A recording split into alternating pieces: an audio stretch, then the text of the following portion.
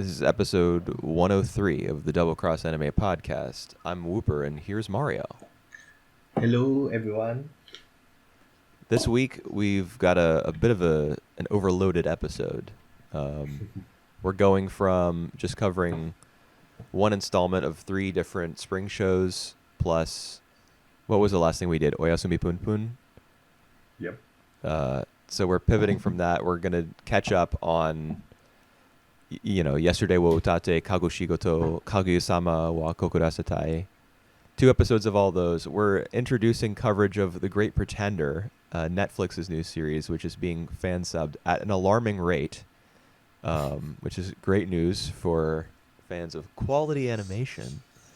And then we're jumping into Pluto, Naoki Urasawa's Pluto, Yep. set in the Astro Boy universe. Yeah. Yep. That's which true. is really, really interesting. But we're only doing the first volume, which is where like Atomu, I guess would be his name, where he shows up right at the end. So the connection isn't entirely established yet, but we'll get there. Yep. So, what are we gonna discuss first? All right. Let's go with what I have on my screen here. So yesterday no were otate. Right, episodes 10 and 11 are the ones that we watched in preparation for this talk. Yep.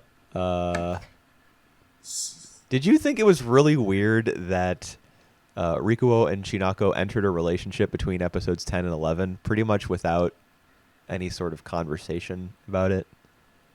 Yeah. Well, not that weird. Like, it took me a while in the latest episode to realize that they are actually in a relationship, and I remember that one of Shinako friends mentioned that that at one point that they have been together for 3 months since that time. So like there's like some passage of time that that left that run over from episode 10 to episode 11. I think most of the passage of time happens in episode 11. All right. Because at the end of episode 10, we get the Haru checking outside The her apartment because she hears a noise. All right. And then she's Yeah. like, ring, ring. She calls up Rikuo and is like, help. And then the beginning of episode 11 is him at her apartment having responded to that phone call. So there is really, there's... Yeah. Shit. They're connected. Yep. So episode Yeah, yeah, 11 sure. is where this time jump happens. And, I mean, Yep. we don't really get to see the relationship. There's no origin point for it, at least not a clear one in my view. Like, you see them grocery shopping together and acting kind of familiar with one another, and she's like, so I'm going to see you later at my place, right? I was like, Yeah. huh? All right. What? There was at my view, like they like seen the hug, and I actually remember that hug like the end of the episode 10, which I was wrong. So yeah, that happened somewhere in episode 11 where Rico, he take like he become prey for once and hug Sinako, and I assume that after that they decided to go out to go out. Yeah, but we don't see that really happen. Yeah. It's just like they've fallen into it, kind of. All right. I do think that's the point. That like even though that they are in in a much closer relationship, they themselves hasn't really feel that way, and they don't even tell the other people about that. Right. Yeah, that's a big point of contention between the two of them, I suppose. Mm-hmm. Like Haru doesn't find out until she's there at the foot of the staircase leading up to his apartment landing. That's right. And she runs away with her bag of bagel sandwiches in hand. And then Ro doesn't find out until the end of the episode where, he like dramatically He walks also- up to them as she's Yeah. tugging on his jacket. I Like the Eh, show is taking pains to involve these two side characters who are essentially side characters. You know, at this if you point. view the Rikuo Shinako relationship as the center of the story, which it pretty much is right now, then they're just Mhm. side characters, and they're having to like find out by, like stumbling upon them. I don't know. It's kind of weird. Yeah, Maybe this is the way it's stuff happened in kind the it '90s without cell phones. it's really kind of weird because I mean like by all rights they should be proud of their relationship. I don't know why they have to keep it secret. See, especially from Ru or Haru at all. Like I don't think I don't think that no, actually I do think that Rico need to tell Haru about that. Just be clear with her for once, and like stop all her concerns. He's been clear with her before. Remember the episode where he's Yeah, like, "Stop waiting outside my workplace." yeah. Well, at one point in episode 11, where he has a chance to tell Haru about his relationship with Shinako, but he couldn't say anything. But that was the strange thing because that was at the start of the episode, right? When he's there at her apartment after having Oh, stayed the Jesus, night right. stayed over. That's right. So, At that point, we all didn't right. know that the relationship was a thing yet. Yeah. When did he hug Shinako? That was near the Is end that of in episode episode 10. 10? Yeah, where All he's right. and then after that he said, I'll go home for tonight because you want to take it slow." Yep. So, are All we right. supposed to in Japan? Does "I'll go home for tonight" entail, but we're now in a No, relationship? Like, I'm no, gonna go home, but we're going out now. Is that what that means no, in no. Nippon? I don't think that like hugging each other it considers a thing in Japan in the That's 90s. if you hug a woman, you're now dating. Now you're my girl. Nah. So yeah, you're right. At no point that we actually learn about that. Yeah, and Um, I don't think he had an I opportunity to tell her about it either. Unless they unless the relationship getting started was actually in episode 10 and we didn't see it. But I don't that doesn't make no sense. no yeah. I don't know. I I I thought it think was that's weird. Like, yeah. I think that's just the way the show want to gradually show us that they actually getting together. So we kind of learn it along the way. It's no big moment in that relationship, which actually doesn't really represent their relationship because usually when you think of Riko and Shinako relationship, it's more like they really reverse to each other. They didn't really say stuff to each other. huh? So like what's the turning point? We didn't see that turning point. Yeah. And I mean that it kind of makes sense, I guess. I mean, as the episode went on, I settled into the idea that they were together. Yeah. It's not as though the whole time I was like, none of this makes any sense whatsoever. I got used to it. Yep. But Yep. it kind of fits their characters, I suppose, that they just fall into a relationship where they're visiting each other at home and like sharing meals and stuff, and that's all they're really doing because that's all Shinako is really ready Yep. for, I guess. And Rikuo I is not the type of person who um, push. will push her into anything that she doesn't want to do. Um, Although I mean, she is obviously aware of the fact that this is what they're doing is not normal courtship or whatever term you want to use because she goes out and drinks with Minato Sensei, her friend, who's like Yep. one of the best characters in the show as far as I'm concerned. She's hilarious. She's the best. I wish that there were a TV show about her. Nah. I still prefer that girl who come crushing to Rico place and left in a single episode. Dude, me What's her too. name again? Uh, What's her name again? Her name was Kyoko. Yuzuhara, I think. All right. That Uh, girl. Yeah, dude, that's my favorite episode. One of my favorite anime episodes of the year, honestly. So far in 2020 is episode 6 of this series.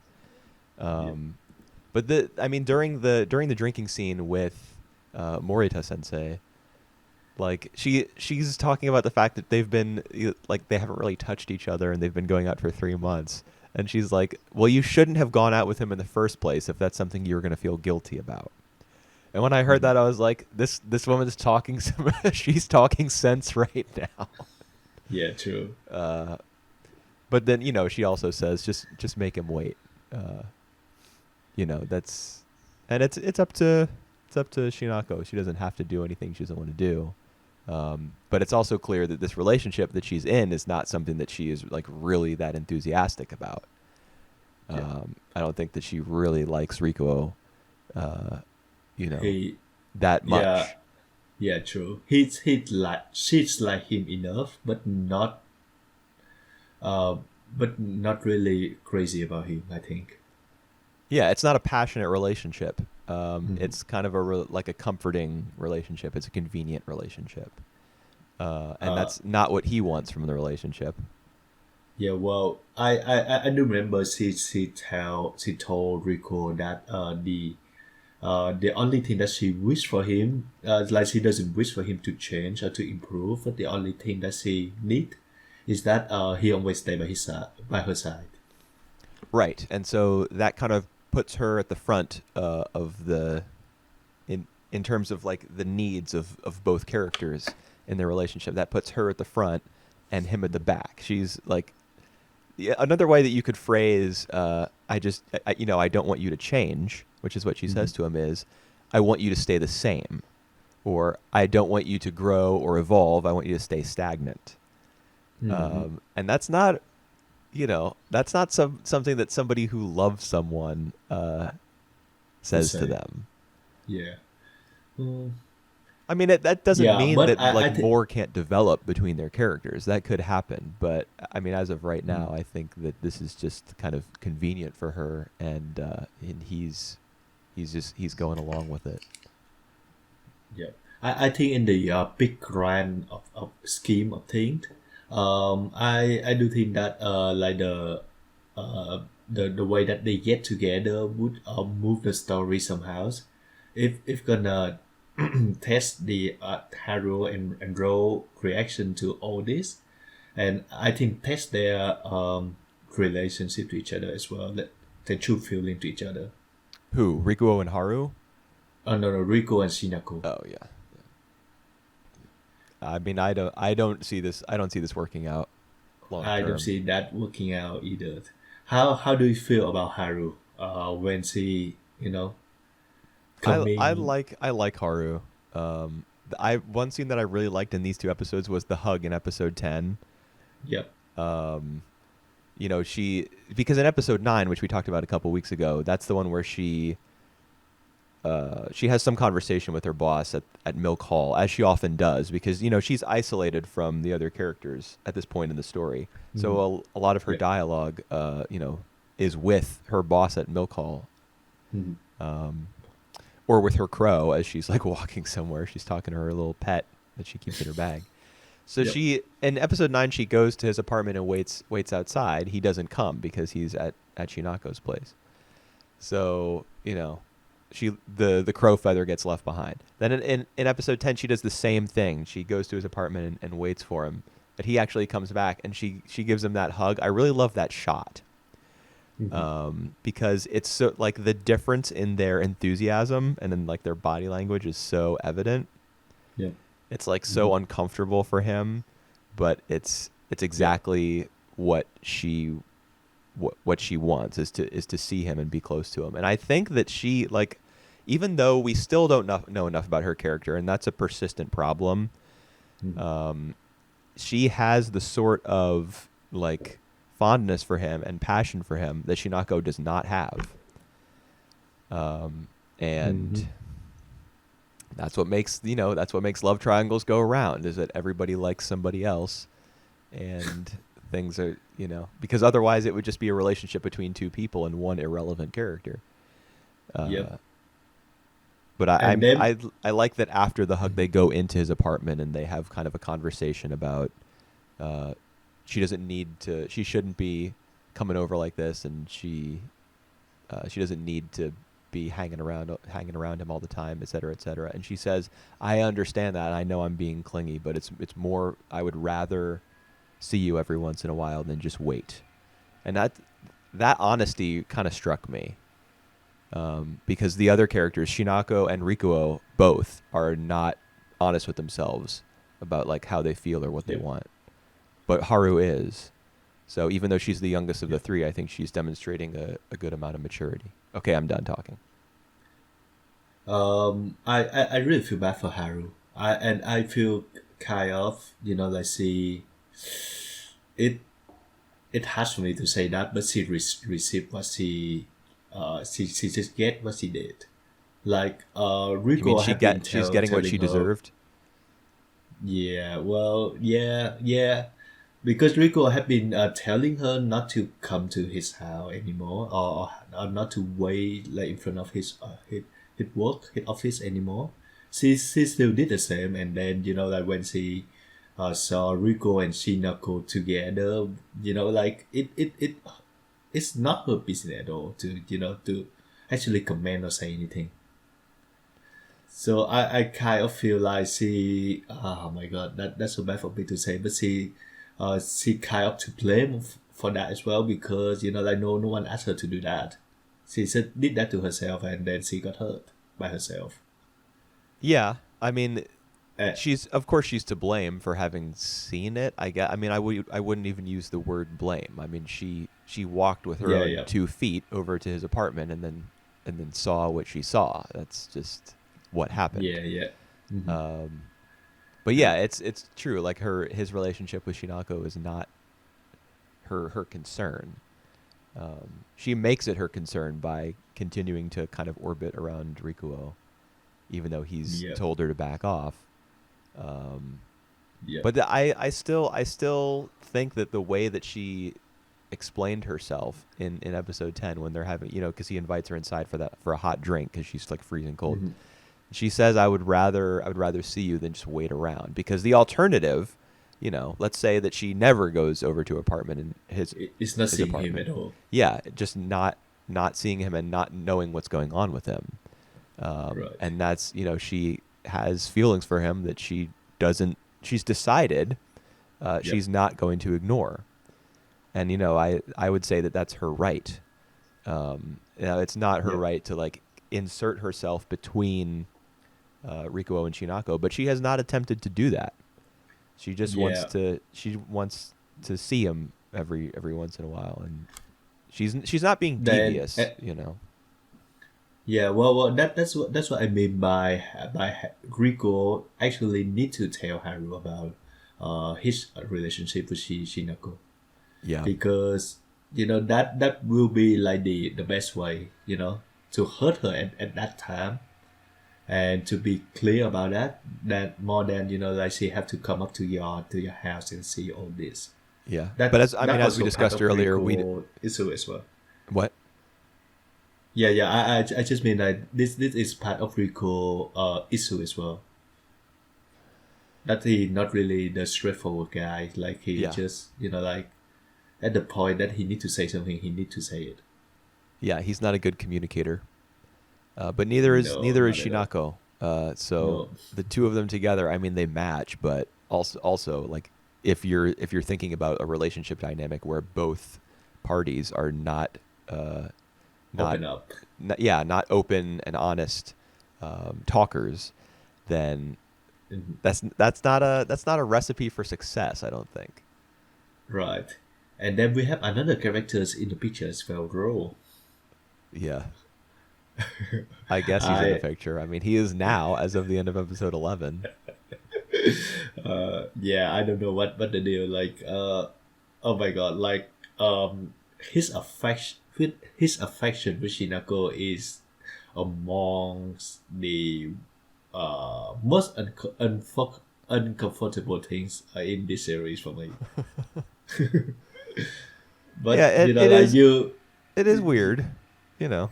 yeah, you couldn't wrong him either. Like he loves the woman, and he tried his best to be with her and to make her acknowledge his love.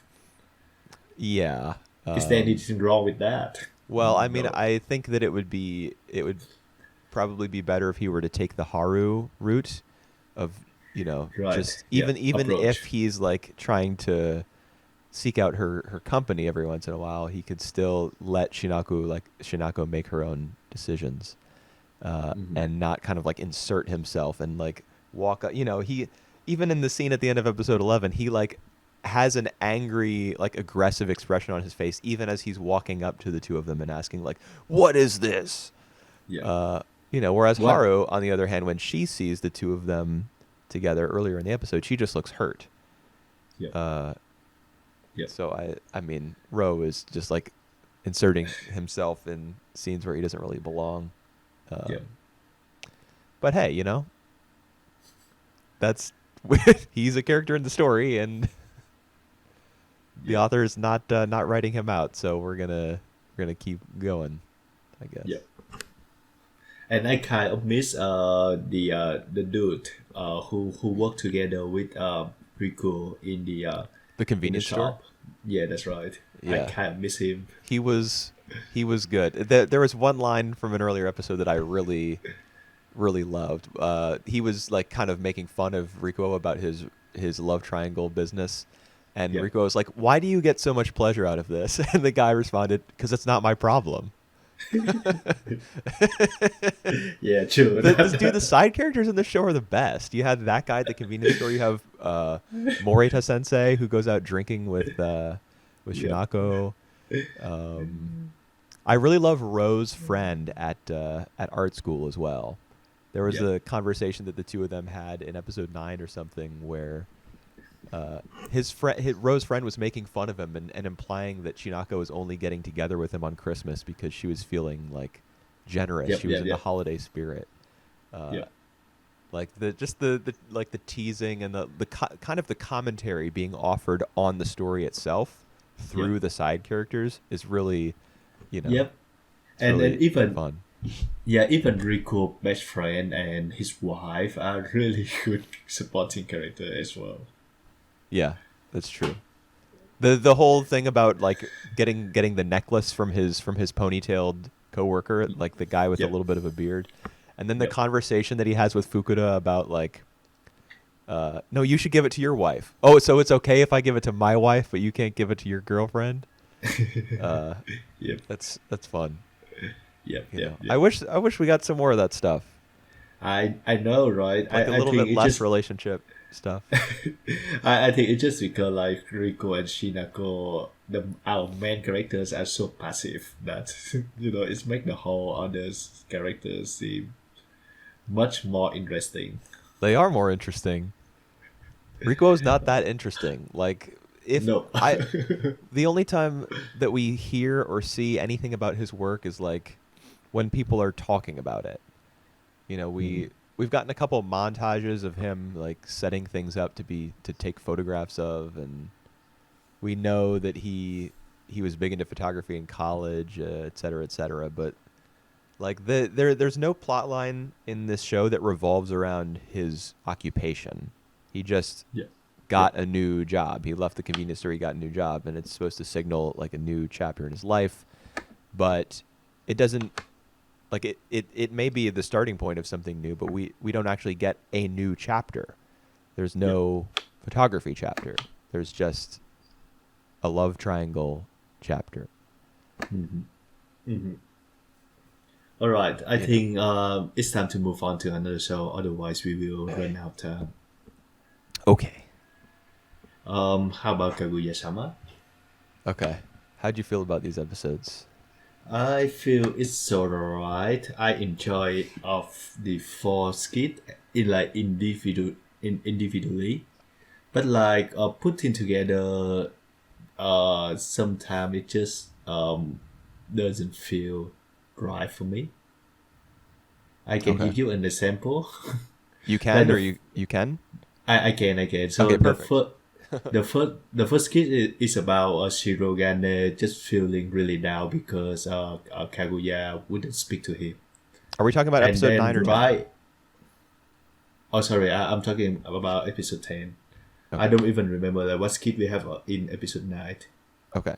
Cool. Yes, Shirogane is depressed because Kaguya is avoiding him.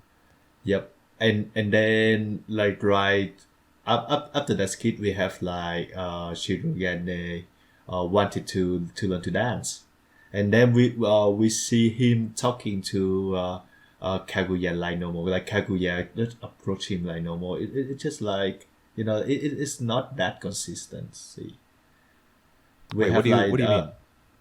like I mean like the first skit we have like Shirogane feel really depressed because they can seem be able to talk to each other, But and you then don't you the second remember? skit right the next Yeah, yeah and then the second skit, that they're talking like normal because Kaguya coaches him on the Soran dance.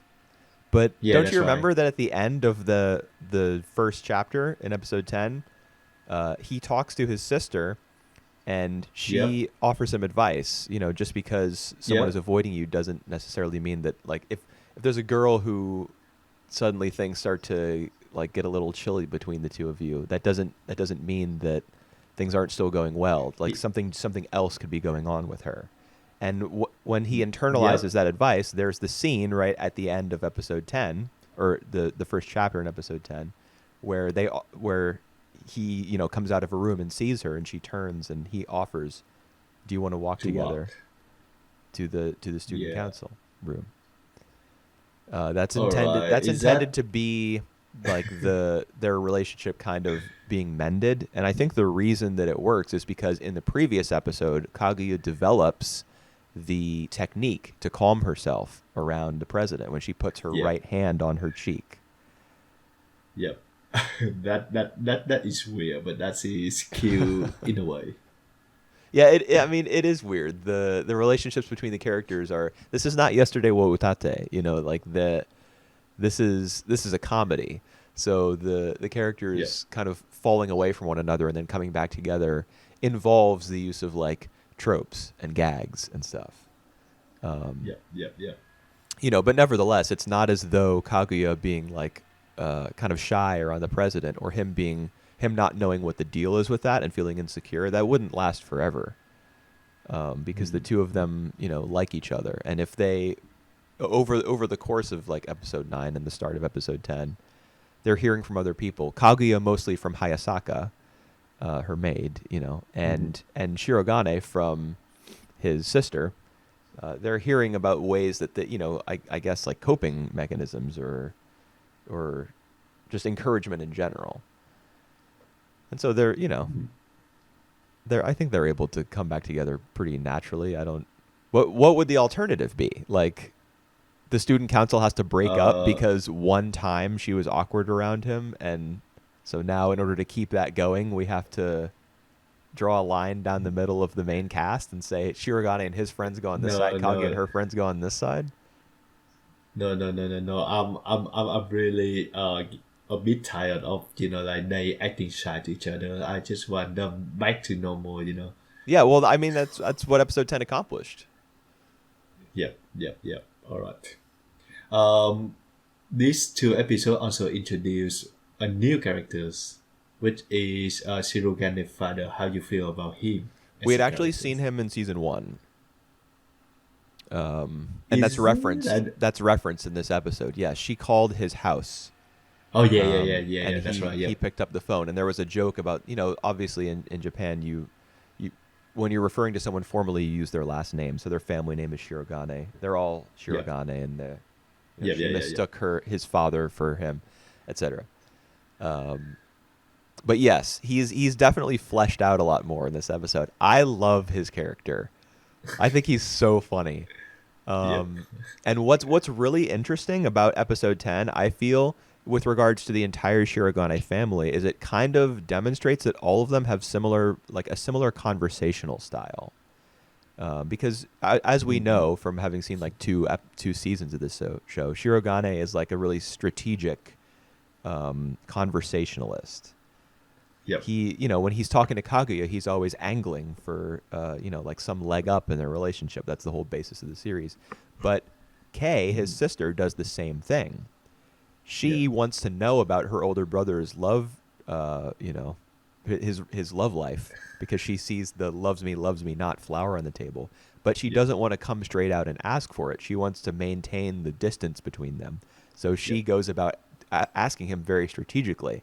And that same thinking is reflected in the last chapter of episode 10, where his Mr. Shirogane, I guess, his dad, is Yep. like grilling Kaguya about her feelings for the class president, who he initially badmouths in order to get her to defend him.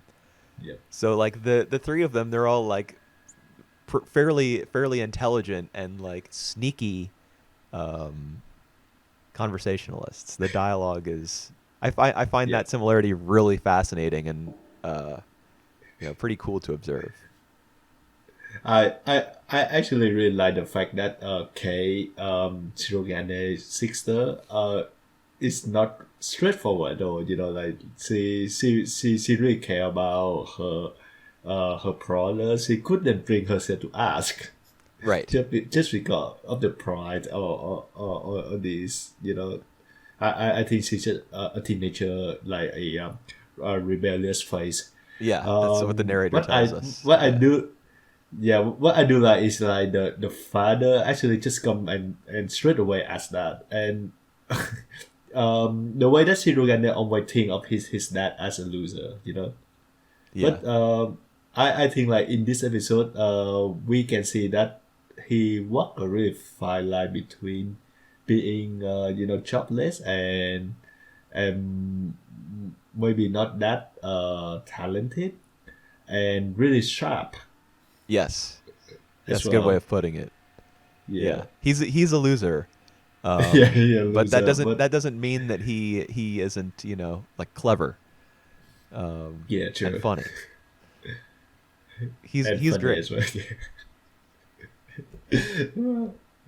I mean, it kind of Yeah. makes sense that he questions Kaguya the way he does, that he like talks to her with the intention of getting her to like talk about his son and to see what the deal is between the two of them, because he has nothing better to do. He's unemployed. Like, what else is he gonna do? And that's his reasoning for being at the sports festival. When Shirogane spots him, he didn't even know he was gonna be there, and he's like, "What are you doing here?" He says, "Oh, I was bored." Uh, he doesn't say, "I wanted to support you." He doesn't Yep. say, "Because I love you, because you're my son." He says, "Oh yeah, I just had nothing else going on, and decided to stop by and take some photos of busty high school girls." Yeah, that was funny as well. Like I took some photos. Yeah. And I love that Shirogane assumes that his dad was just being perverted, which I'm sure he was. But in fact, he was taking photos for Chica's father. And Yeah. the way that Shirogane's like interpretation of his father's actions factors into, and this is something that I want to talk about when we get to Kakushigoto, because that show like revolves entirely around misunderstandings, which are based on like wordplay and stuff. But the misunderstanding at the end of Kaguya episode 10, where Kaguya thinks that the danger of Shirogane's father, like the danger that he poses, is that he might tell Shirogane about what she said. She's worried that her, her crush on him might be exposed. But Shirogane assumes that the danger of his father having talked to Kaguya was that he had harassed her somehow. Yep. So the misunderstanding that occurs there about Shirogane's dad is based on the relationships between the characters, what they think of each other, Whereas in Kakushigoto, it's just about like Situation. well, even less than that. It's about funny words, and words sound like other words, and that's pretty much it. Yeah. I understand what you mean. Yeah. Yeah. I thought episode 10 was great. And I liked episode 9 a lot too. I Right. know you probably watched it a while ago, so I don't know if you remember much I about. remember. All right, I remember the first kid where Ino like think about she want to quit the club Student council. the student council, and so she talked to her friend and thinking of like all the crazy scenario of Kaguya and Shirogane. Right. I She views them as tyrants, and she's just trying Yep. to. She views herself as trying to stick up for the little guy. But the two Yep. of them are like using their power in order to bolster the resources of the elite. And it's so interesting to me that Ino sees herself that way because she is actually the hard ass. Like she's the one who wants to restrict people's,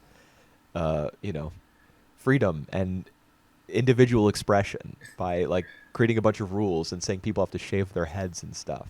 Ino is the one Yep. who is like in this, like trying to put her thumb down on people, but she sees herself as the hero, which I think is so Yep. great because what we're learning about Ino as this season goes on is that really she's just as crazy and prone to like flights of fancy as everyone else in the student council. So the show is kind of like breaking her apart a little bit, episode by episode. We're seeing that she's also kind of nuts.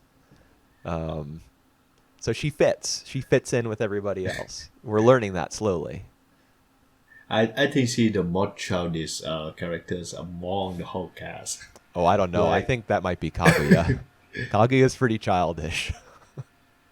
yeah, She literally that goes is home and true. has meltdowns and talks like a child, and needs Hayasaka to like tell her what to do. Yeah. Well, Chika, like, yeah, she also very childish. Yes, Chika has a different kind of childishness. She has a like a lust for life, kind of. Chiki? She's Yep. like Yep. she just throws herself into everything she does because she loves life and she wants to have fun, you know. Yep. Kaguya's childishness is more like ignorance and petulance. It's different.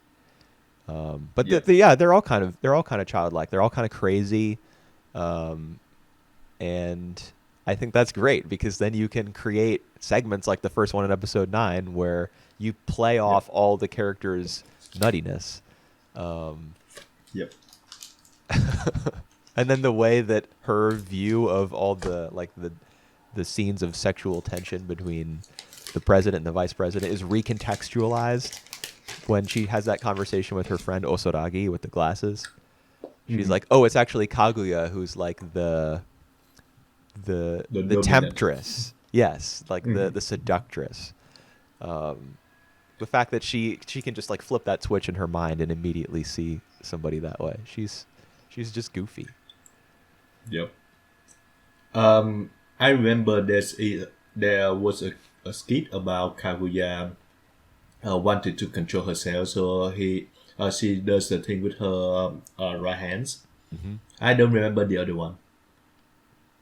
Ishigami joins the cheerleading squad. All right. Yeah, yeah. And that actually So becomes a actually, pretty like, serious runner in both of these episodes. yeah, that's right. Like for all these 2 episodes that we talking about, Ishigane got a lot of like backstory Yeah. in this. I don't And think like we knew before about the whole thing where he was like stalking, was allegedly stalking a girl and like assaulted her boyfriend and stuff. All right, it's new to me. I don't know if they have mentioned that before, but yeah, I haven't heard of that since before. Yeah. It was new to me as well, but I could be wrong because this show actually does feature a decent bit of continuity for being a Yep. rom-com. Like side characters are brought back on a regular basis, and there could have been hints to this whole story with Ishigami before, Like- but I didn't remember them. Yeah, I do know that Ishigami was really headed by the whole grade, by the whole Well, first especially year by students. the girls. Yeah. So Yeah. we know that bit of information before. But now we have an explanation.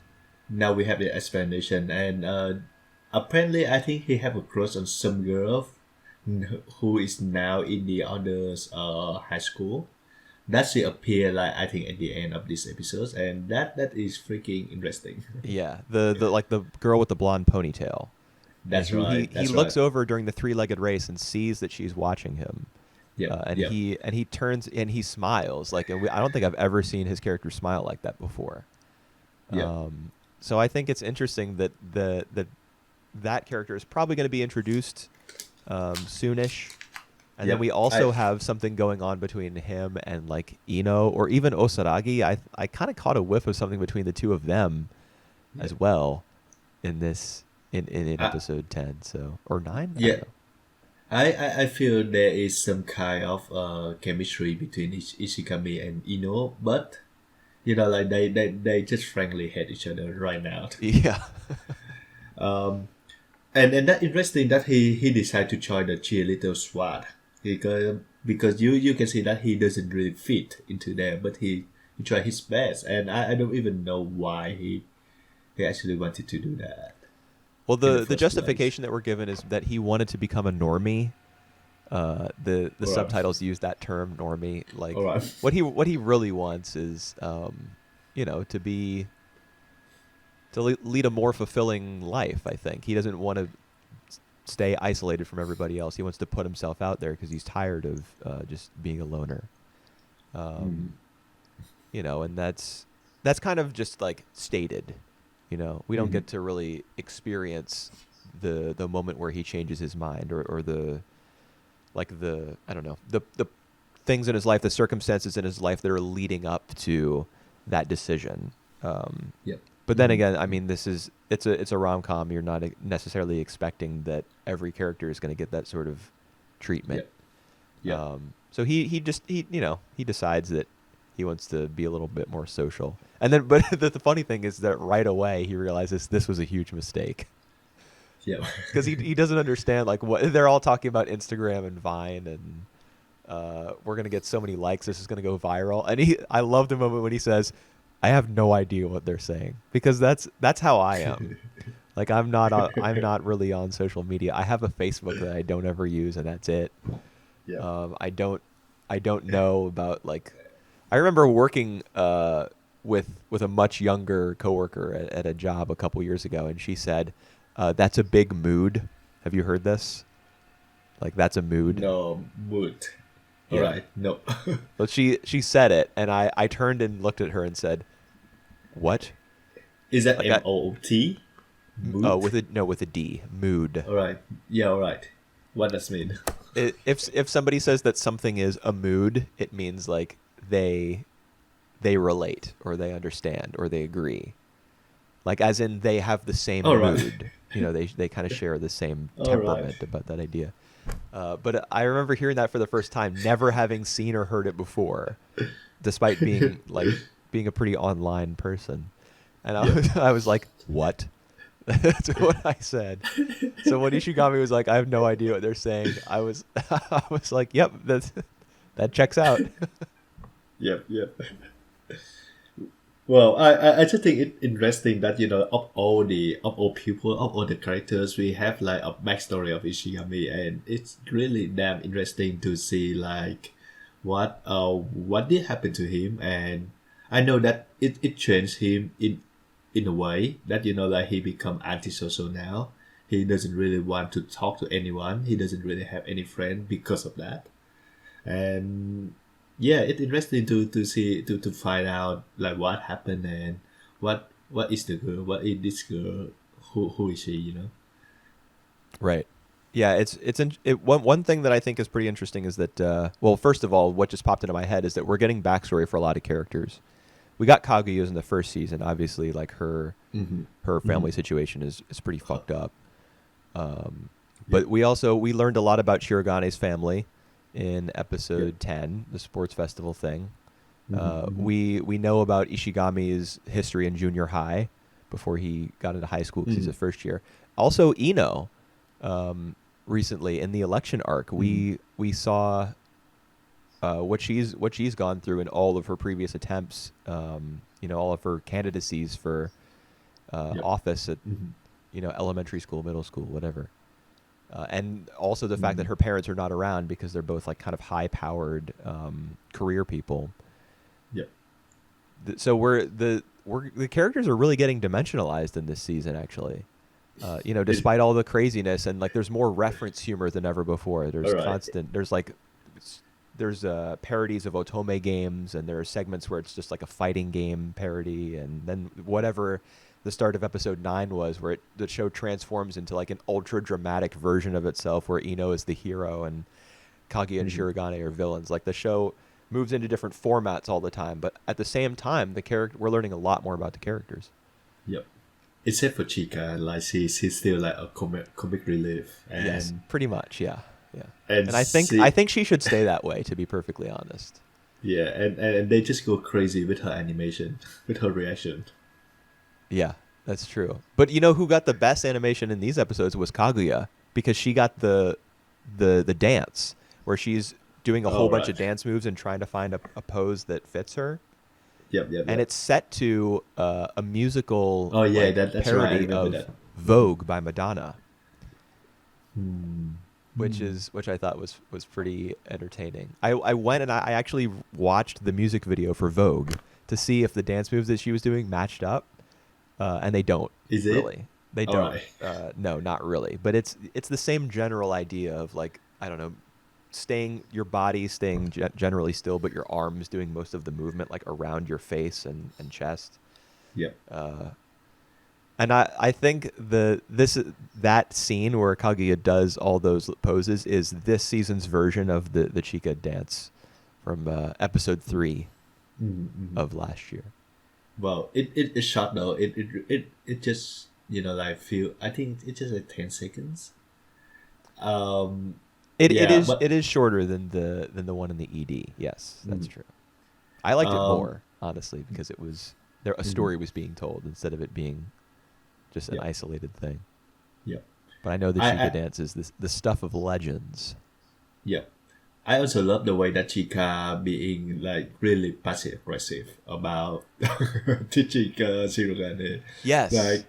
Like there was one moment that she stormed out because she thought like you are hopeless, Shirogane. I can't teach you anymore. Few minutes later she come back expecting that Shirogane will be needing her. Right, exactly.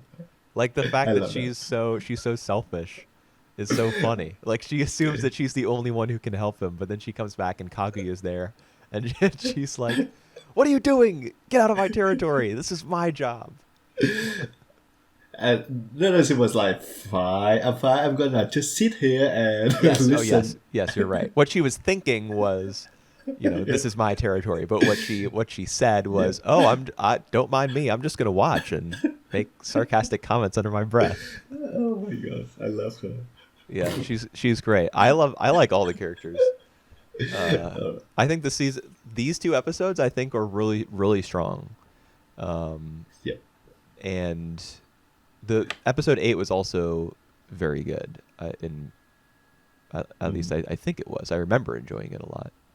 That's the one with the scene where they're locked in the shed, like the storage shed. And all right, yeah. I can't remember what was the third one was the doctor, right, where Kaguya goes to the hospital. Yep. So one of them is about the doctor. Oh, I remember. Yes, the first one, my favorite of the whole season so far, is the one where they're all in the study room and Ino. It's the one where all 5 of them are interacting in the study room.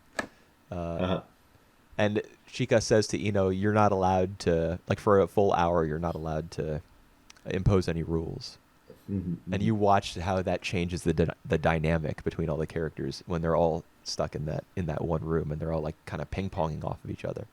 Yeah. I just like I'm really enjoying this. Recently I've been thinking about like where I would rank all the 2020 series so far, and I was thinking that Kaguya would probably not get as high a placement this year as it did last year, where I ranked it fairly high.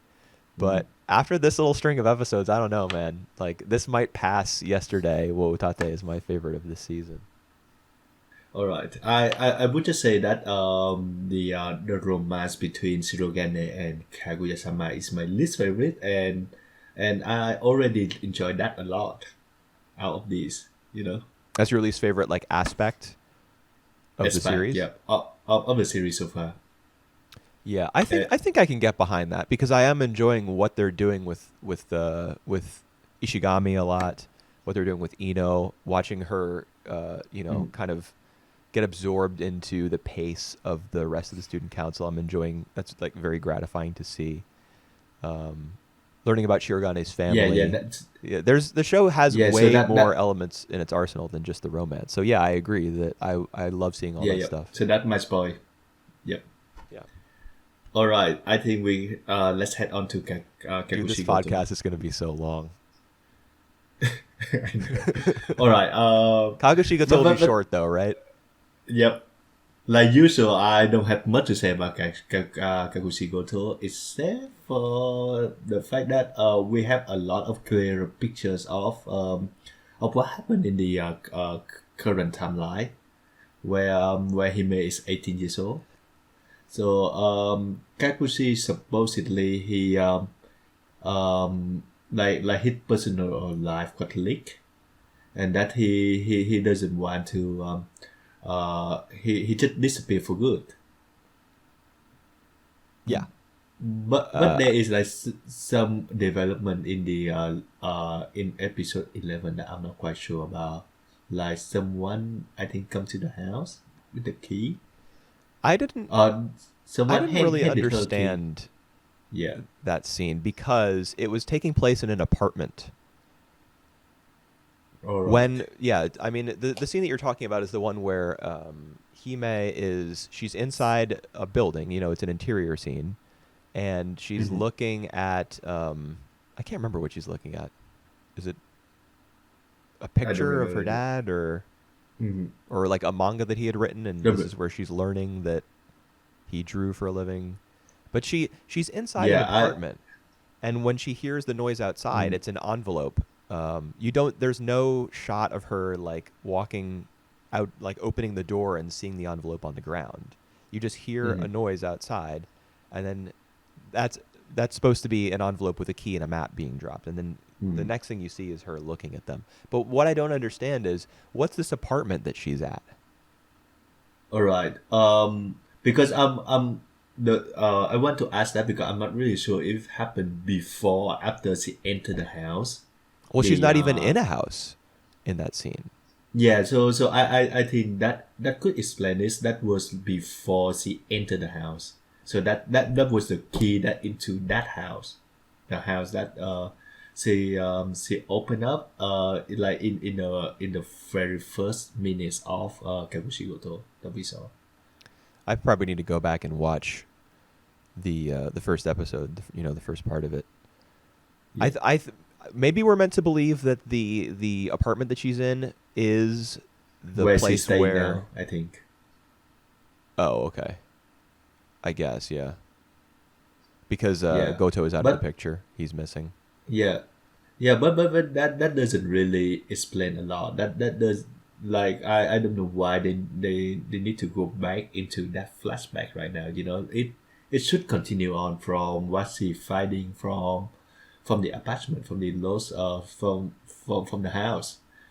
So I don't know if it serves any purpose Oh, at the moment. I think the reason they do it is because maybe the plan is for episode 12, which will be the last episode, to be a flash forward Mm, entirely, or set in the present day, so to speak. yeah. Mm, So this maybe little could be. tail end of episode 11 is intended to be like a lead up to. They might open episode 12 the same way they did episode 1, with her coming into the Hmm. house for the first time now that she has the key, and Yep. then things will go from there. She'll make whatever discoveries she needs to make about her father and her mother, whatever. Yep. And then, Yep. still in the present day, she'll reunite with her father, or perhaps she won't. Perhaps she'll meet with somebody who knows his location, and Yep. I don't know. Yep. Yep. Yep. Yep. Yep. So episode 10 have had them going to the hot spring, and Yeah. I think pretty much it. Like there's some really nice gag that I enjoy. As a whole, though, they spend a quality time together. But they don't actually. um, They I, don't I spend I really quality time like the together. All right. How comes? Because we hardly get to see in either of these episodes. We hardly see Goto and Hime together. It's all about his job. That is true. It's all That is most of true. this Yep. is focused on the fact that he's afraid that his manga is going to get canceled, and then there's the misunderstanding with his with the editor in chief of the magazine where they go out to eat, and there's the whole thing about I don't know Yep. cover pages versus his manga getting the axe, and Yep. like the whole there's a whole plot about the fact that he has to work really hard with his team to get volume 7 done before he can go on this hot springs visit. So then, because he needs vacation time. So then they go on the hot springs visit, and you know, he sends Hime into the women's bath, and so they're separated, but then he has to bring two of the assistants who work on his manga. Like they have to be brought into the story to take care of. I feel like we even okay. The my main problem with the lack of Goto and Hime scenes, it boils down mostly to the birthday party in episode 11 near the end.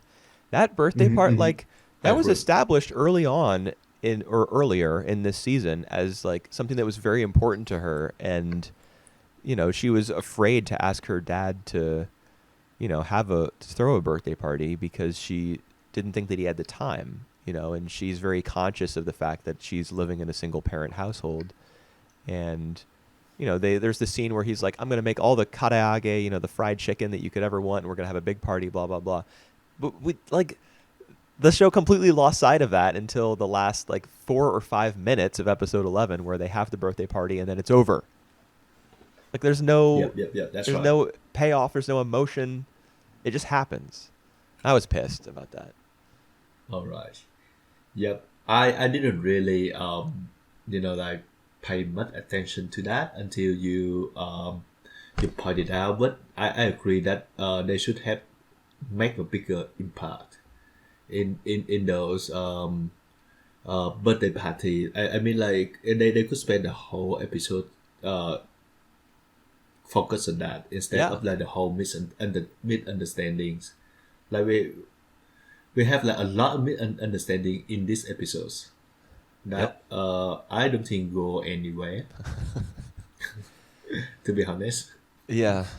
I mean, yeah, you could do a whole episode with, like all of Goto's random love interests helping him prepare for the party. And their different perspectives on his relationship with his daughter, kind of like helping him to wake up to the fact that he needs to spend more time with her, because they're all seeing his relationship in like kind of a distant light. Like most of their interactions with Hime happen when he's not around, for example, and he feels like he needs to change that, so he puts in a lot of effort into the birthday party. And there's you got a lot of characters at your disposal, despite the fact that the show is, the Goto Hime relationship is and should be, at the core, despite the fact that the show gets away from it sometimes. You do have the side characters. You can do something with them, integrate them into the birthday party story somehow, get different points of view on this thing. Even if it's not a full episode, give me a half instead of just like the last 20%. We did not get that. Yep. So I was disappointed by that. Yep. All right. We only got like a last episode to tie everything up, and at this point, we will still see no reason why that he would disappear for good. Well, I think that I'm guessing at this point that the reason he disappeared for good is to search for his wife. Because she was lost at sea. Remember, we see like a news broadcast or something in episode 10, and then in episode 11 we see there's a bill that comes to his house. Yep. About like diving equipment or something. That actually makes sense. That actually make a lot of sense. Yeah, I think he's looking for his wife. And the reason that he stopped publishing his manga was because, like you said earlier, details about his personal life became public, and he felt after like he had that burden weighing on him, he felt like he couldn't make people laugh anymore. Probably because he Yeah. himself could not laugh anymore. Um, Mm. so maybe the only he felt like the only thing he could do was try to fix his situation or fix Hime's life by Yep. finding her mother. And I don't know how it's going to be resolved, but we have episode 12 for that. Yeah, we still have like a whole lot material based on that. Just only that. I don't know if like a mere 20 minutes of an episode can really wrapping up nicely. Well, I mean, I think it's doable because it's not as though this has been a one core drama about, um, you know, a girl and her father and a missing mother and like the entire plot hinges on it. Mm. I think it's possible, Mm. but I don't know. I don't know how satisfying it's going to be. Yep. Yep. Well, I don't know. We'll see. Yeah. Pretty disappointed with these episodes. All right. All right. But Let's. both yesterday and Kaguya, were pretty good. So Yep. That's true. All right. Let's get to a new favorite show. oh yeah, what show would that Crit. be, Mario? That would be Crit Pretender with a Yes. pretty cool EP. ED or Sing OP? by I thought this were ED. Yeah, Yep. the Sing by the Freddie Freddie Mercury. Mercury. Yeah. Yep. Well, I mean, it's a cover of a '50s vocal pop song by the Wow. Right. Platters, but yes, I Freddie is y- obviously a more recognizable voice, and he gives a great performance, and uh, I sing along to it every time. yeah. Well, I haven't heard anything about the original, but I don't think I don't think I need to listen to the original to see how entertaining and how good that song is with Freddie Mercury song with Yeah. voice. Sorry. I mean, the lyrics fit because it's called The Great Pretender, and that's what con men do. I mean, they lie. They don't just pretend, but they Yep. do adopt other personas, and that's what Freddie is singing about in the song. Um, Yep. he's singing about being, pretending that things don't affect you and being someone else.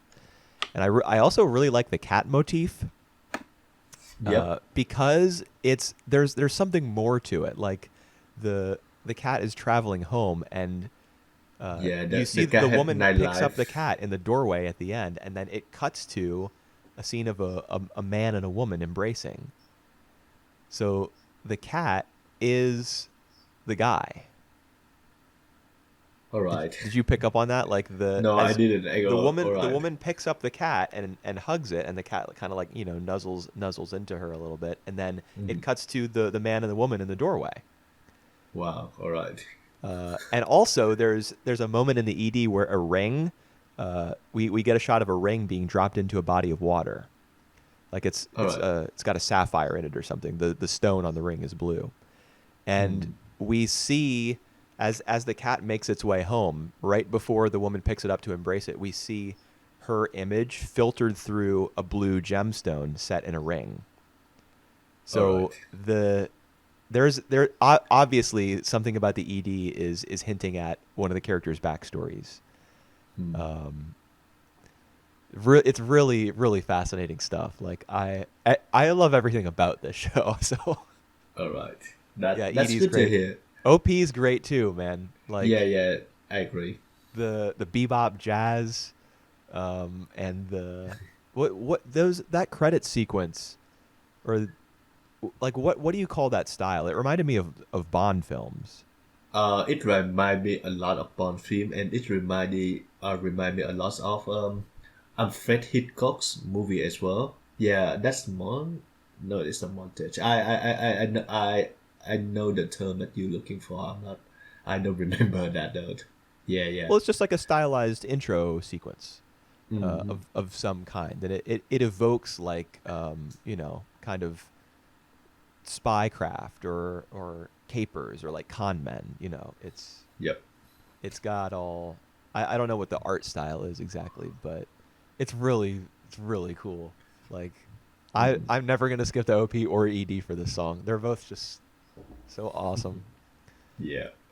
The plot itself is really fascinating as well. Like we got introduced to few great characters.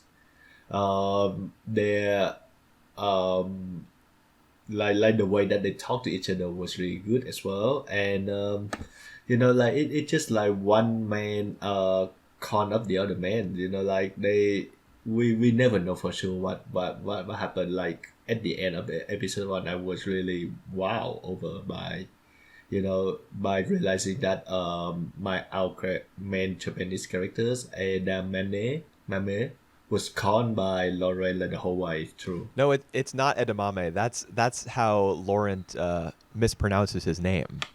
All His right, name is Edamura. Adamura, Yeah. Adamura. Yep. All right. Yes, Yep. that dude, I love that scene so much. The one where he like Edamura realizes Yep. in flashing back and seeing the gold watches on his former partner's wrist, and even the old woman in the Mhm. house where he tried to sell Yep. her the water filter. That dude, and then Yep. you realize at the very end of episode 1 that wasn't even her house. Yep. Yeah. Because the old couple comes back from vacation and they're like, "What's the deal with this water filter?" And she like leaves the house right before they come in. It's so, dude, like the Yep. episode is so well constructed to have Yep. that payoff come at the end. Um, Yep. like this is a series for grown-ups, and I don't Yep. mean that in the sense of like there's nudity and like bad language and all that and drugs. I mean it in the sense of like you better pay attention because the show is not going to Mm. explain it. I mean, then in episode 2 it does kind of explain itself, but Yep. It it does. like it's very fast paced, and if you're not paying attention, it will leave you behind. And I appreciate that. Yep. Like I love that kind of like quick, kind of like vibrant, storytelling where characters are not always explaining what they think or how they feel, because these are con men, so they can't do Mm. that. Like the story hinges on their secrecy. Uh, Yep. it's cool, man. It's awesome.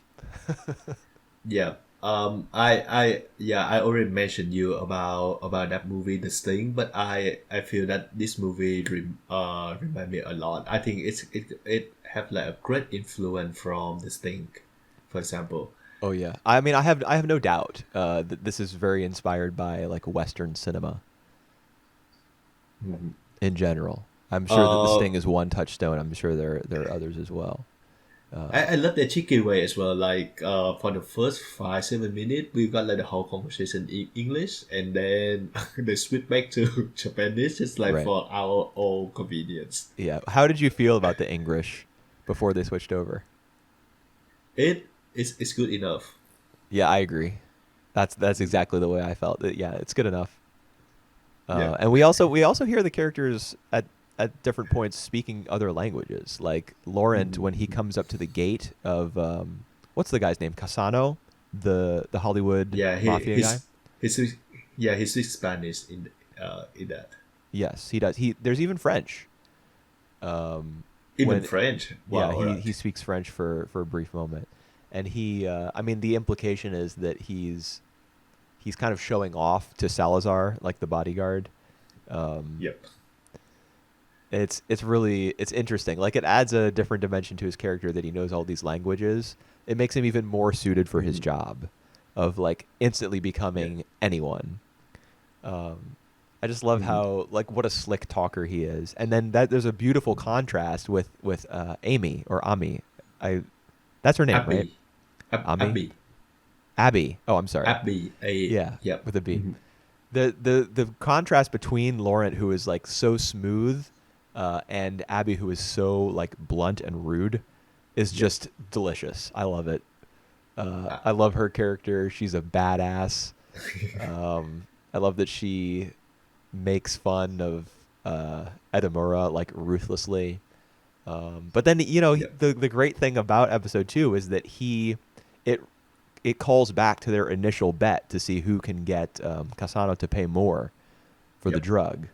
and he gets a little victory at the end of episode 2. So all the characters get, they get their moments to shine. Yep. Um, it's cool.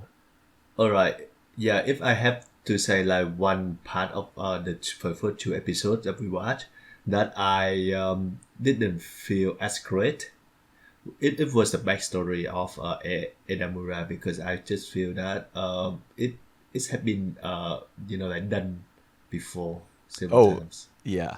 Yeah. I mean, you're a bigger movie buff than I am by like several Yeah. degrees. So but even I recognized like the trope of the lying, cheating gangster type con man Mhm. who's got like the mother sick in the hospital. Um, Yep. Yep. and of course like the But way it plays out for him is that he becomes one after like her death, mhm. because she was the one thing tethering him to a righteous life, and when she Yep. dies, that's over for him. He's just gonna follow in his father's footsteps. Yep. So I'm sure that you recognized a ton of like references to other films and just general cinematic tropes Yep. in Yep. that scene.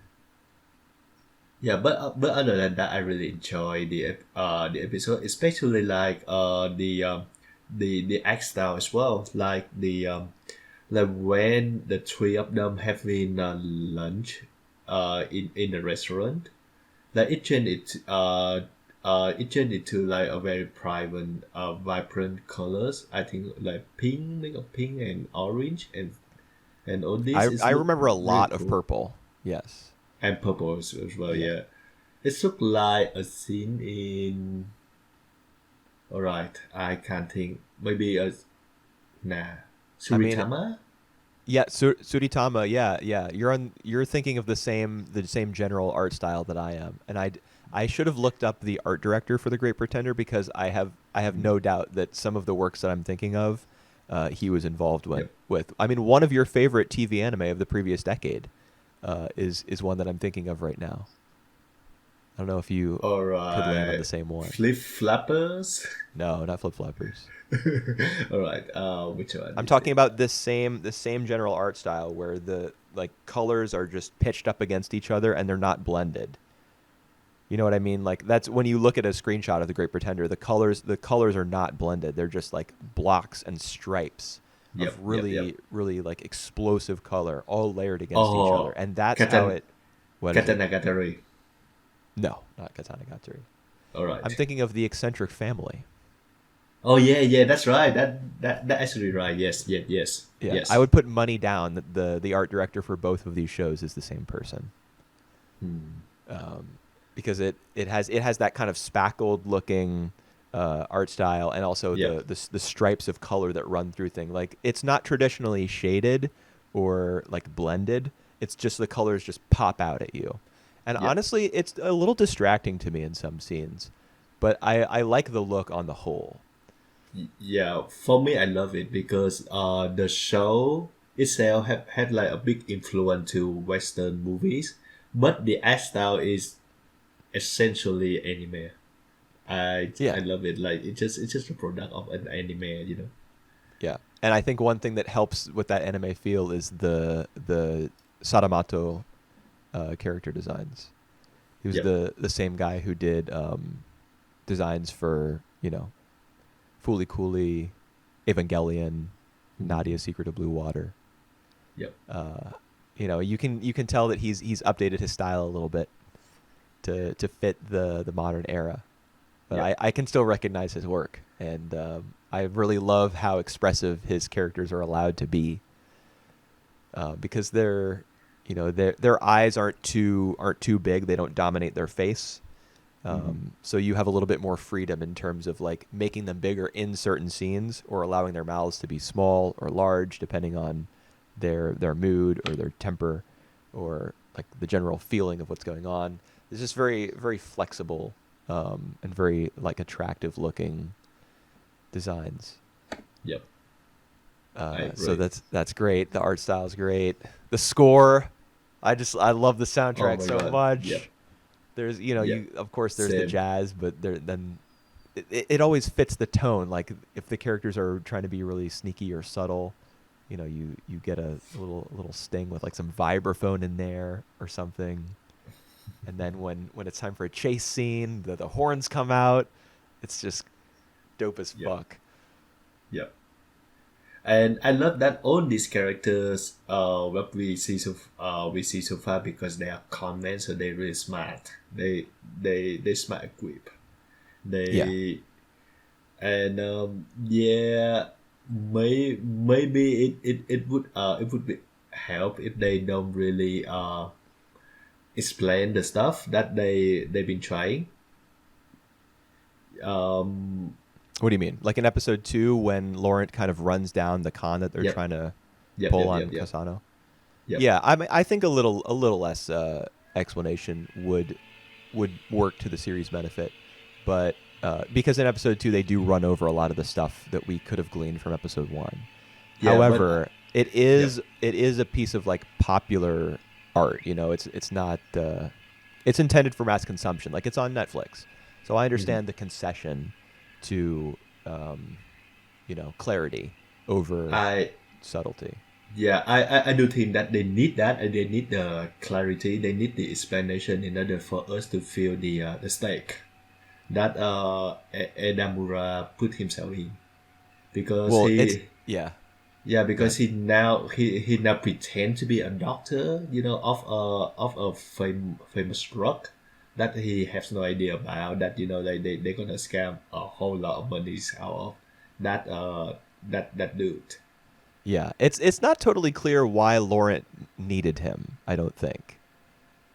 He was talking Yeah, about the fact that there's well, no good con. He needed someone Japanese, right?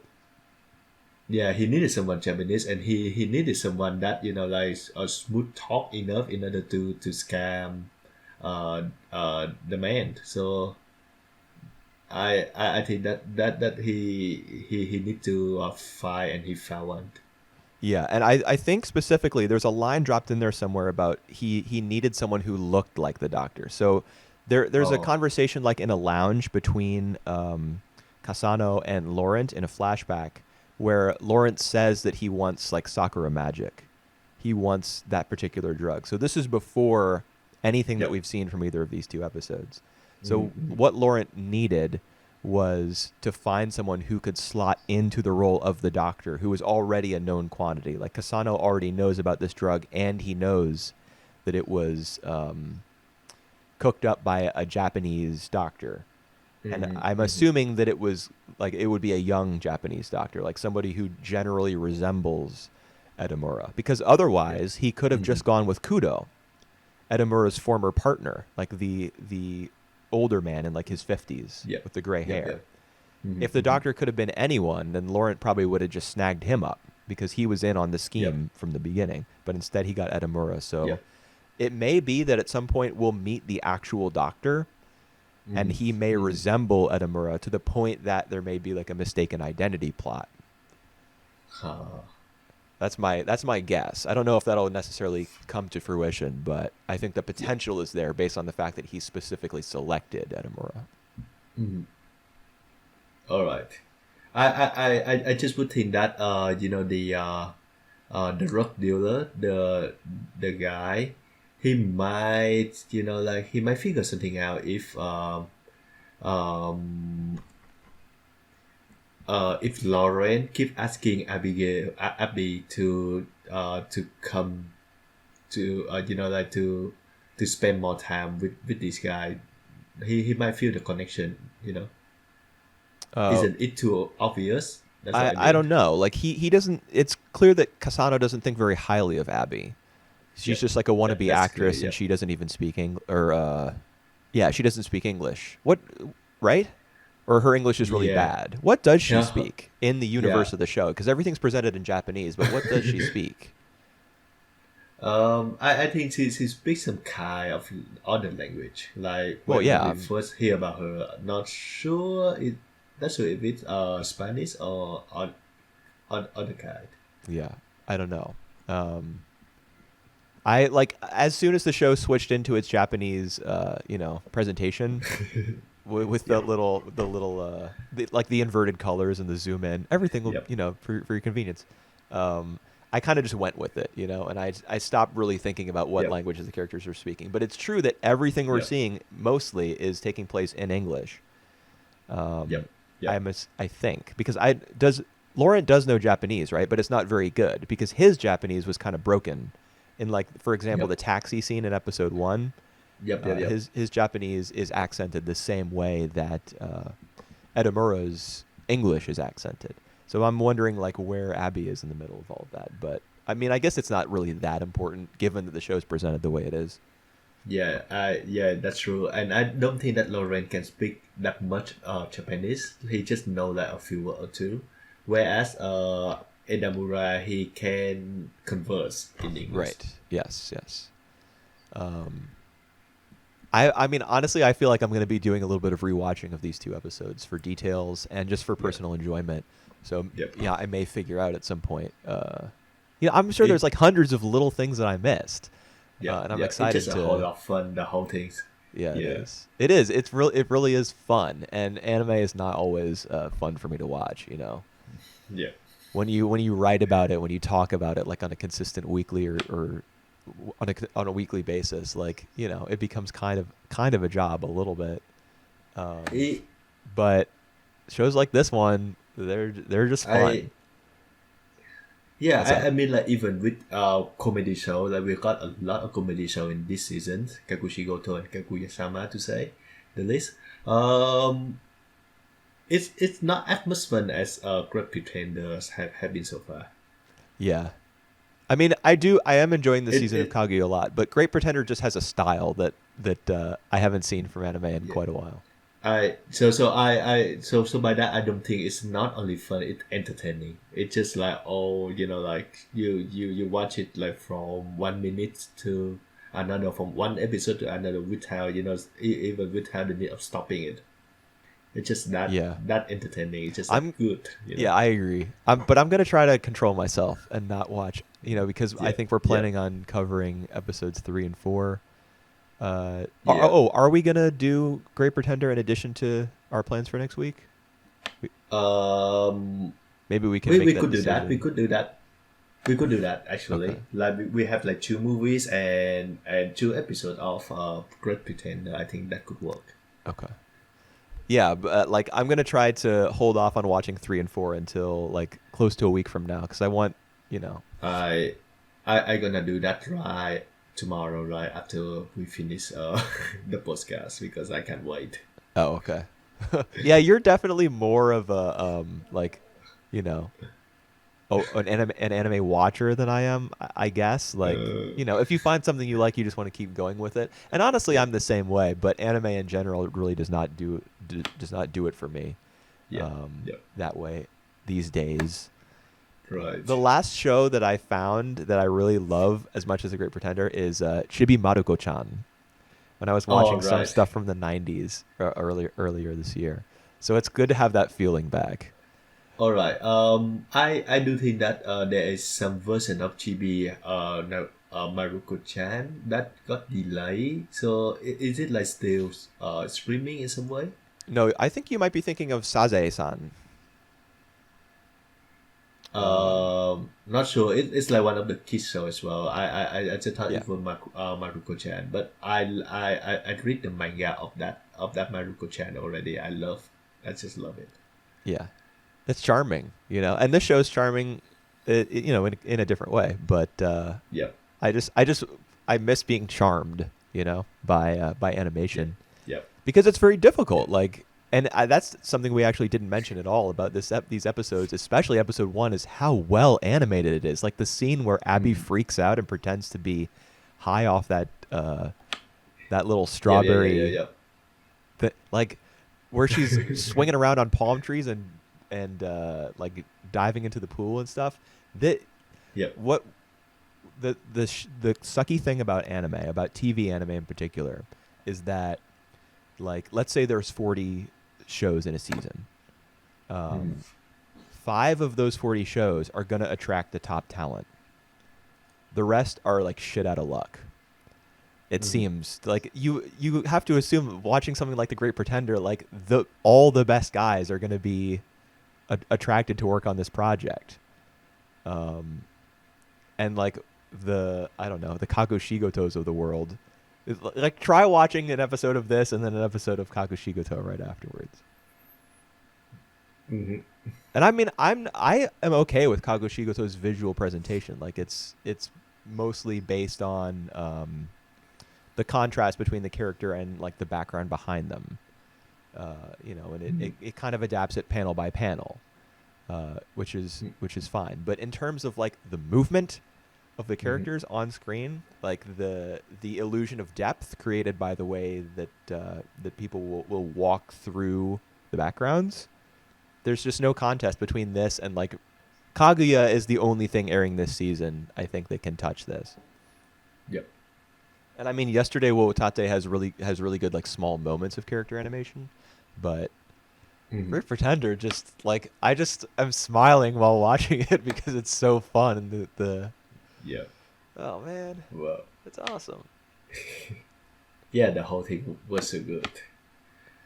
All I think right. I think anime films suffer less from that problem of like really talent concentrated and very specific series because I Mm. think that in general all the best animators are going to be like spread out among the film industry. Mm. Like if you watch an anime film, it just looks night and day compared to the average episode of TV animation. Yeah. Um, but anime has its All own right. has its own charms. Yep. I think we will spend like the next 20 minutes for the Pluto manga. Okay. Well, you mean I can't just keep talking about Great Pretender for another 30 minutes?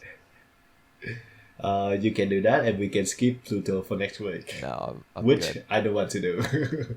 Yeah, let's talk about Pluto. All right, Pluto is I think they're the newest manga from Naoki Urasawa. Pretty Really? sure it is the newest one. I'm Is it? actually gonna look up. Nah, it's not. It's not. Sorry. So after Yeah, that, he had really bad. I mean, what Pluto was written like 20 years ago, right? Close to it, because the Uh, 50th anniversary of Astro Boy was in 2003, yep, and that's when Pluto was first started getting serialized. I remember because yep, there's a 2003 version of an Astro Boy anime, which is actually quite good. Um, yep. All right. So you are familiar with Astro Boy because I don't think that I watched much of Astro Boy. I oh, good. I know him. I know like his cultural like Significance. significance. Yes. Not really much about his character, his backstory. Well, the story is very simple. He's a robot who was created by a doctor, intended to be like the best robot ever, uh, All right. and that's what he was. I mean, the 2003 version of the anime attempts to make it a little bit more serialized and more story driven. Yep. And it's not as though I've seen the whole thing. It's 50 episodes long, and I do a lot of sampling of anime rather than watching it all the way through. But Yep. it's very well animated, and I think it's laid out very well. In addition, I did watch Atom the Beginning from a few years ago. uh, So it's now supposed to be a prequel. yes, and Adam the Beginning, that show is a mixed bag in my opinion. There Right. are things about it that I really like, but also near the end, I think it just kind of like collapses in on itself. All right. Yep. But yeah, that's Yep. that's the general. I mean, if you've seen that show, the general idea is the same, I guess. Like humans and Mhm. robots. That's at the start where like the main characters are designing a robot who's gonna like be able to serve humans, but also kind of live among them and be their equal. And that's what Astro Mhm. Boy is all about. It's set in a future where that's the case, and we see that in Pluto as well. Yep. I really love the world building that he building at the moment. So like a world where you said human and robot live together. Some robots are more advanced, like our main character is I don't know how to pronounce his name. Yesik. Yeah, Um, it's like Gesicht. Yeah. Like at first we didn't know, we didn't even know that he's a robot, for example, because he looked exactly like human. Um, I think I picked that fact up pretty quickly though, and maybe it's just because I oh really? expected the story to turn in that Yep. direction. Yeah, but there's some All kind right. of clue in chapter one about that before he admits it to the guy with the arm tattoos. All right. I didn't write it down because Yep. I'm bad. Nah, it's alright. And it also set in Europe, which is kind of interesting to me, like in Switzerland to be exact. And Yeah, I just I mean love Urasawa Switzerland. loves European settings. If you watch Yeah. Master Keaton, um, that's Yep. he's all All about right. that. Like he's a big Westaboo, I guess. He's not into Mm. keeping things set in Japan. Yep. Yep. And I so far I like how everything present so far. Like we got like a mystery case. We got like Gesick trying to find out the relation between the two murders, one from the robot and one from another robot as well. No, Bernard was not a robot. He was human. So, all right, is it like the first one should be Montblanc, right? Right. Yes, and he was definitely a robot. He was like one of the leading robot And figures in and the world. yeah, and the second one I think was a robot with the robot wife. No, The oh yeah Bernard yeah was yeah yeah murdered, that but is true. Yep. there's Yeah, yep. the scene where like the crime Yep. scene line Yeah, is yep. violated, and that's when Robbie, Yep. who's a police robot, is killed. Yep. Yeah, yeah. So, but Forgive me.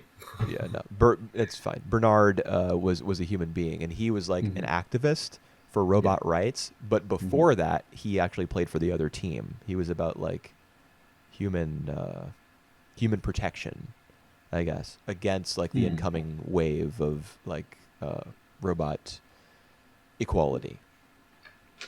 So there's like a All right. political angle, I think, to Mm. what we'll learn as the case unfolds. There's like the tension between humans and robots in the Yep. society. It's like it's not as utopian as we're led to believe in the early Yep. chapters. Which I really like. It have a lot of ambiguous behind the world building.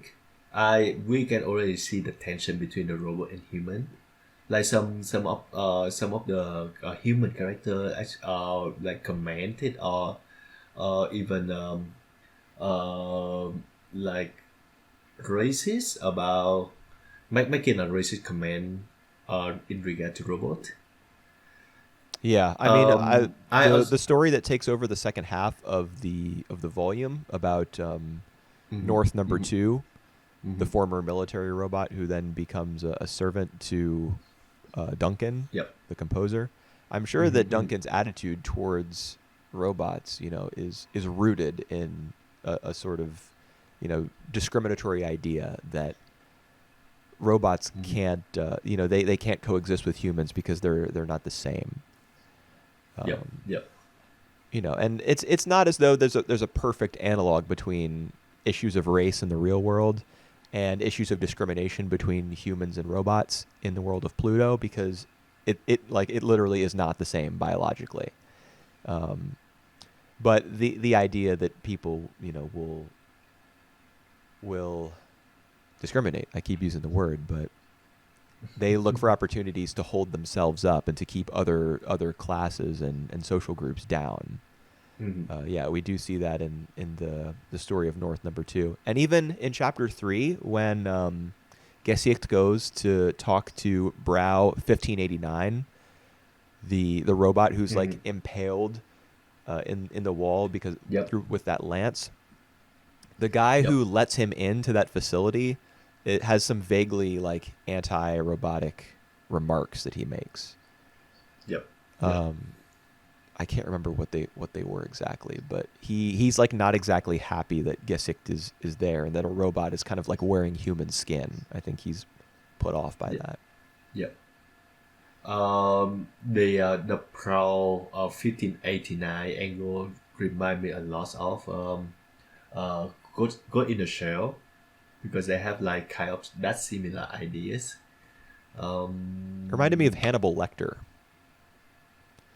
like the Hannibal cop. Lecter. All right. Yeah, Yep. like the Yep. Yep. cop Yep. Yep. going and talking to the serial murderer in order to gain And insight then into a he, killer's mind. yep. And then he guides him in some way, which I still don't know like why he come to that conclusion, like like he gonna kill, like whoever the killer is, he gonna kill seven others robots. Well, he says six, I think. Um, All right, six. but yeah, I don't think we know that for sure yet. My interpretation, based on the fact that we got the story of North number two, and at the very end we got what was the guy's name? Brando. Yes, Brando. Brando. We got his story as well. It seems to me that like because we know that Mont Blanc was so famous, Yep. and he was beloved the world over, and his funeral attracted like tens or hundreds of thousands of people. There Mm. must be like in this society a group of robots who are kind of like held up as examples, Mm-hmm. and have a kind of like celebrity, um, All in right. I within can that agree with that. world. So I Yep. think Mont Blanc is probably one. I think Brando is probably one as well. Yep. And there's a good chance that North number two, even if he's not famous in the same way that they are, that he's Mm-hmm. one of those robots who's like recognized as one of the big dogs, I guess. Yep. Um, and I that for do. I do whoever's think that. killing them is trying to eliminate robots who are like glorified in Yep. that way. The alpha robot. Yeah, well, we don't know. That's part of the story as well. Is it possible that a robot did this? Yep. And that's why what's his name being human, Bernard being human, is such a critical component of the plot so far. Is that's what makes Mm. Gesicht doubt that this was a robot, because how could a robot kill a human? That's like against their programming. Yep. Yep. That's what makes it a mystery.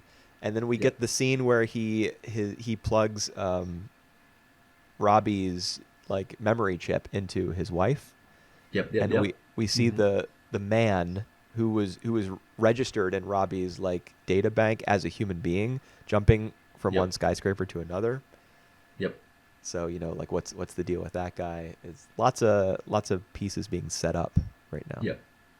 I really find the whole plot intriguing so far.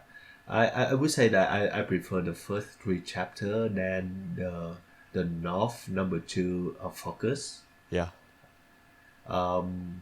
The North number two is fine enough and it's self-contained, but like in the whole grand of things, I think it's just not as intriguing and not as interesting as like the main plot of Gesek, like come investigate the cases. Right. But I mean that's Urasawa's style, right? Is he Mm. often Yep. goes on those Yep. tangents and explores other characters who don't seem to be linked to the main story, but eventually, you circle back around and you see how important they were. And I Yeah, think sure. that the reason, I mean, I can't say what the reason is that we spent 3 chapters on those guys yet. Mm. Obviously, North number two was murdered, and that's important in establishing that the villain is threatening and that he's moving around the globe, in pursuit of his victims. But also, he was a military robot in what was it called? I wrote it down. The 39th Central Asian War. Yep. So the fact that he participated in that war may be the reason that he was targeted, and I'm sure that Mm. we'll learn more about the history of that war, and Yep. like when it took place, and why the killer might be like politically or militarily motivated as Yep. a result of that. Well, we also got the plot where Gesek will go to Japan for holiday, and that Did that not already near. happen? I All think right. that may have happened during the 3 North number 2 um, chapters. Uh, yeah, not really sure because maybe I think maybe he will find something new in there when he got into Japan. Not really sure though. It could be. I mean, that makes sense that you would name drop Japan like that because the character's going to go there and the case is going to extend into Yeah. Asia in that way. His vacation's going to be interrupted by another murder or something like that. But Mhm. this just the gap of time in chapters 4 through 6. I mean, we already know that what's his face Mont Blanc's funeral took place during that time Yep. because in chapter 7, um, Gesicht and Brando are talking about it. In fact, that's where they met. Yep. Yep. Yep. So Yep. their connection with one another seems to emerge from nowhere, kind Right. of. Right. Right. And to me, like the idea that they would, as of chapter 4, they would shift focus away from Gesicht. I was displeased with that decision. Mhm. I wanted to keep, learning more about him, focusing on him, learning more about the the world of Pluto, like the world of Tetsuan Atom. Yep. And one thing that I find really good so far is that like all the robot characters, they they are far more developed and they are far more advanced in terms of they can feel the feeling that human does as well.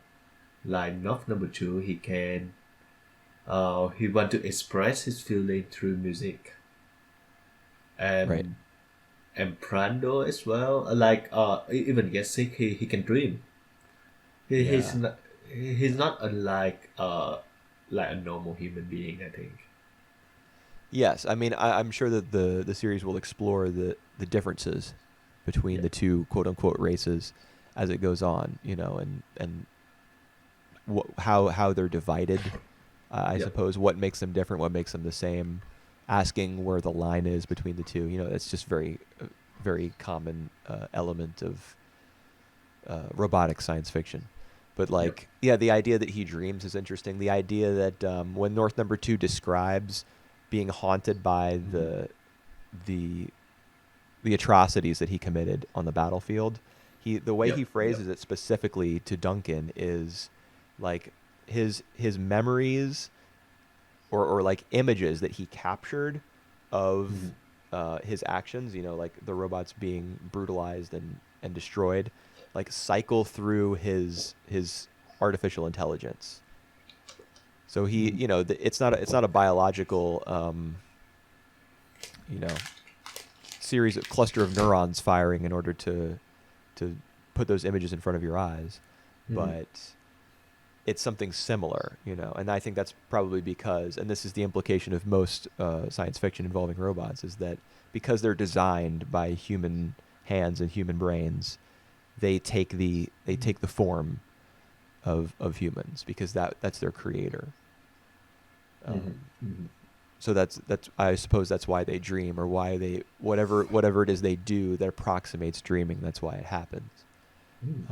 And what is Gesicht's dream? We know that it involves driving down a road and then kind of like emerging out of a tunnel, perhaps because there's like a bright light, and then there's blood Hmm. splatters. But we don't know anything else, do we? No, we don't. Oh, there's also his memory of that one guy. Yep. Yep. You know who I'm talking about? The guy who says, Yep. I wrote it down. Something about $5. Something about Yes, it'll be 500 Zeus for each one. right. I do think that it's like the real memory that he have. It's not like a dream or something. Yeah, I We mean, keep I think flashing back you're to that. right. I think you're Yep. right. And it's interesting to note that the conversation that he has with Brow 1589 Hmm. about um, about the name of the Roman god of death, Pluto. Yep. He also mentions it's his Greek name, which is Hades, and Zeus is the Greek name for the Roman god Jupiter, who is in All direct right. opposition to Hades and to Pluto. All right. So All at this right. point they've mentioned like Zeus, who is the highest of the Greek Right. gods, and they've also mentioned Yep. Hades, also known as Pluto, who is the god of death. So there's like mythological Aspect. mentions. Yep. Yeah, I'm sure that's not an accident. Yep. Cool. I don't know what it means yet or what it symbolizes or anything, but we're only one volume in. How do you think that atom gonna fit into these pictures? I don't know, and I'm so curious about that. Yep. Because knowing the little tiny bit that I know about Tetsuwan Atom, Mm-hmm. it's that he like his character is just is characterized. He is characterized by his fascination with humanity Mm-hmm. and his like moral righteousness and his desire for friendship. So I mean, I think the scene where he's following the kids, like those Mm-hmm. four kids. Wait, he's in Japan now, right? That's what we see at the very end. There's a little placard, a little name thing that says Tokyo I think City, so. Japan. We see this, Tom's supposed to be a Japanese boy, so yes. yeah. But I mean, Astro Boy Tetsuwan Atom, he does travel the world. Yep. I mean, Sure. not in every story. I'm sure that most of them are set in Japan, but he does. He is like known the world over for his peacekeeping. Do you remember Concrete Revolution, the character who was Yep. clearly like meant to Yep. Yep. be Yep. an Astro Boy knockoff? You remember? You remember that? All right. I think I vaguely remember that boy. There, Yes. yeah, there was like a little robot kid who was always talking about justice, as every character in that show did. Justice, Yep. justice, justice. And one of them was intended to be Astro Boy. Uh, that's like a caricature of Astro Boy. Astro Boy's kind of the same, but he doesn't beat the drum quite so hard. He's more about like peace rather than justice. Yep. Uh, Yep. he Yep. he wants to keep the peace, and he wants people to be friends, and he wants to be friends with others. So anyway, the reason I'm rambling like this is because I think it fits. Like the introduction to his character Mm-hmm. fits because we see the four Japanese children like kicking a soccer ball, Mm-hmm. and Mm-hmm. they're all playing together, and Adam trailing behind them is kicking like a rock or something. Mm-hmm. And he can't play with them because I assume that he feels as though he's distinct or different from them. Mm-hmm. So I wonder, like, all of this is an answer to your question, like, what do you think they're going to do with Adam? I don't know, and this is like Yep. seeing him so like discouraged and so separate from humanity, which he loves and wants to understand, is very interesting. I think it raises a lot of opportunities for new types of new types of stories to be told about that character. Mm-hmm. Cool. All right. So how do you feel about the first volume of Pluto? Good, really good, bad, I would say so. I would say good. I would not say really good, Mm-hmm. because like I just wanted to stick with Gesicht during the first volume. I in general I tend not to like Urasawa's tendency of veering off and telling side stories. I don't like that. In fact, that's caused me to like stop reading some of his like classic works. Yep. Yep. Um, Understand. but Pluto is shorter Yep. than those, like 20th Century Boy, for example. So there's less opportunity for it to like go off the rails, I guess, and just start telling Yep. like designing all new Mhm. characters midway through. It has less time to tell its story. It's got to be on the ball. All right. I think it's At least I okay. think, yeah, I think at least we can know the formula so far because they're gonna be like six other robots. So we at least will get to see those six robots before our main characters thread all the plot together, or maybe not. We Yeah, don't know. I think you're probably right. Like that number was very specific. And even Brow 1589 even said, "You're one of them," to Oh, all Gesicht. I right. don't know if you remember that, but I don't know if he's one of the six necessarily, but he's going to Yeah. be one of the targets. So that may be where the number 7 came from in your head, Mm-hmm. was the idea that Gesicht is like an additional target, like the last one perhaps. And Yeah. honestly, Well, that idea reminds me of Monster, like Johan, mhm. like going after all the people who made his life hell, and then I can't remember the main character in He Monster. He Tenma. saves him for last. Oh yes, Tenma. He saves him for last. Yep. Um, But actually, I don't recall that Johan tried to kill Tenma. Like he always say that he owe Tenma his life, so Tenma can kill him whenever he feel like. um, I think I definitely remember Johan saying that, but wasn't there some sort of showdown between the two of them at the end? yeah, there is a little bit of showdown. I don't really remember that ending very well, I but remember the actual ending being the reveal that like Johan was a woman, right? Or was treated as a nah, girl. not no. Or no, he had a sister. He had a He sister. had he had a twin sisters. Yeah. Right. And that factored into the plot somehow and like recontextualizes what you know about him somehow. It's been a Yeah. long time. Monster was actually one of the first anime that I watched when I was like getting into anime. This was Mm. 15 years ago, probably. Yep. Um, anyway, All right. yeah. I I mean, I think. think this volume was good. I was interested in it as I was reading it. I'm, Yeah. looking forward to the next one. How about you? Yeah, me too, me too. I really like it. Not like as blown away because his work had always been really slow building. Like it just like the whole thing is just like building. So Yeah. so far I'm interested, and so far I'm really uh like a piece anticipated on what will come next. So yes. Okay. Good deal. All What's the plan for right. next week?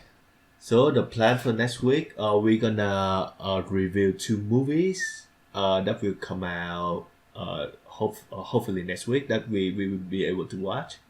The first one is Lupin Third, the first, Yeah, Lupin the Third, the and the first. second, Kind of a weird title. and the yeah, that's right. And the second film is gonna be Ogasu. Is that Ogaku? Ongaku, yeah. I think the How subtitle is Our Sound. how South. That's right. And I think we're gonna do the two episodes of the Great Pretender as well because why not? They're Yeah. great. Hey, I see what you did there. Yep. Yeah, that's the All plan. right. All right. So we're gonna see you back next week with more stuff, new stuff. Yeah, buddy. Bye See you bye. soon.